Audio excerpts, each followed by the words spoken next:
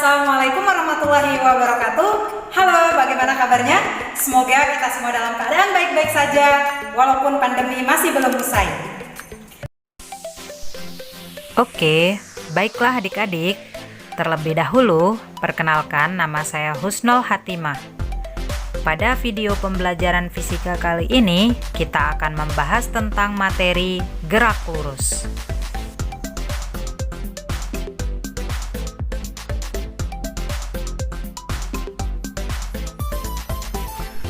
Nah, di pertemuan pertama kali ini kita akan membahas tentang besaran-besaran dalam gerak lurus.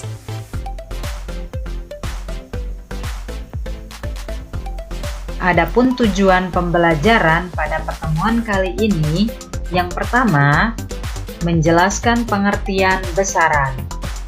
Yang kedua, menjelaskan perbedaan posisi, jarak, dan perpindahan. Yang ketiga, menjelaskan perbedaan kecepatan dan kelajuan. Dan yang terakhir, menjelaskan pengertian percepatan. Nah, sekarang coba kamu selesaikan masalah berikut. Ahmad berjalan 2 meter dengan waktu 5 detik. Sedangkan Jody berjalan 4 meter dengan waktu 5 detik. Berapakah jarak yang ditempuh Ahmad dan Jody setelah 5 detik? Berapakah perpindahan yang ditempuh Ahmad dan Jody setelah 5 detik? Berapakah besar kelajuan yang dilakukan oleh Ahmad dan Jody? Berapakah kecepatan yang dilakukan oleh Ahmad dan Jody? Agar kalian bisa menyelesaikan problem tersebut atau permasalahan tersebut dengan benar, ayo sama-sama kita menyimak video berikut.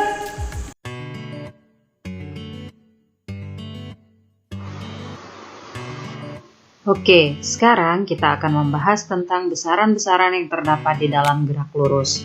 Namun, sebelum kita membahas tentang besaran-besaran tersebut secara satu persatu, terlebih dahulu kita harus tahu, apa sih itu besaran? Ya, besaran adalah segala sesuatu yang dapat dihitung dan memiliki nilai. Secara umum, besaran dapat dibedakan menjadi dua, ada besaran vektor dan ada besaran skalar. Besaran vektor adalah besaran yang memiliki nilai dan arah, sedangkan besaran skalar adalah besaran yang memiliki nilai tanpa memperdulikan arah geraknya. Oke, kita lihat besaran-besaran yang terdapat di dalam gerak lurus. Yang pertama, ada posisi. Yang kedua, jarak. Yang ketiga, perpindahan. Yang keempat, kelajuan. Yang kelima, kecepatan. Dan yang terakhir, percepatan. Yang pertama ada posisi. Posisi adalah letak suatu benda pada waktu tertentu yang ditinjau terhadap suatu titik acuan. Ada jarak dan perpindahan. Jarak adalah panjang lintasan yang ditempuh oleh suatu benda yang bergerak. Jarak merupakan besaran skalar sehingga tidak bergantung pada arahnya dan selalu bernilai positif. Nah, sedangkan perpindahan adalah perubahan posisi suatu benda dari titik awal ke titik akhir. Perpindahan termasuk ke dalam besaran vektor sehingga bergantung pada arah geraknya. Oke, supaya kalian bisa memahami tentang jarak dan perpindahan secara lebih lanjut, mari kita simak contoh soal berikut. Rina mengendarai mobil dari kota A ke arah barat menuju kota C sejauh 100 km. Kemudian kembali ke arah timur menuju kota B sejauh 25 km. Berapakah jarak dan perpindahannya? Perhatikan ilustrasi berikut ya. Kota A, kota C. Jadi mobil berjalan dari kota A ke kota C dulu sejauh 100 km. Kemudian mobil kembali ke kota B sejauh 25 km. Sudah terlihat kan di situ? Nah, tadi dari kota A ke kota C 100 km, dari C ke B 25 km. Berapa jaraknya? Kalau jarak karena panjang lintasan jadi sesuai dengan jalan yang dilewati tadi. 100 ditambah 25 sama dengan 125 km. Untuk perpindahan, lebih mudahnya adalah posisi awal dengan posisi akhir. Untuk mendapatkan jawabannya yaitu 100 dikurangi 25, jawabannya 75 km. Nah, apa perbedaan kecepatan dan kelajuan? Kecepatan adalah perpindahan yang ditempuh per satuan waktu. Sedangkan kelajuan adalah jarak yang ditempuh per satuan waktu. Nah, sebagian besar orang menganggap kecepatan dan kelajuan itu sama jika tidak tahu tentang konsep ini.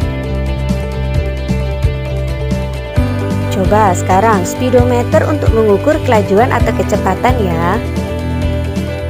Nah, ini contoh speedometer pada sepeda motor. Speedometer itu adalah alat untuk mengukur kelajuan.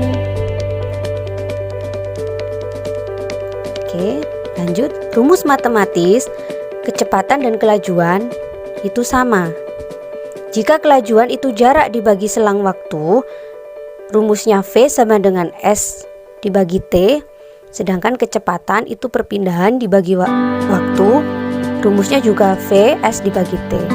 Satuannya sama ya, untuk jarak dan perpindahan satuannya dalam meter, waktu dalam sekon. Oke, ini tips dan trik. Tadi kita sudah tahu ada simbol S, V, dan T. Nah, untuk mencari S pertama ya, kita tutup dulu dari segitiga ini yang ingin kita cari.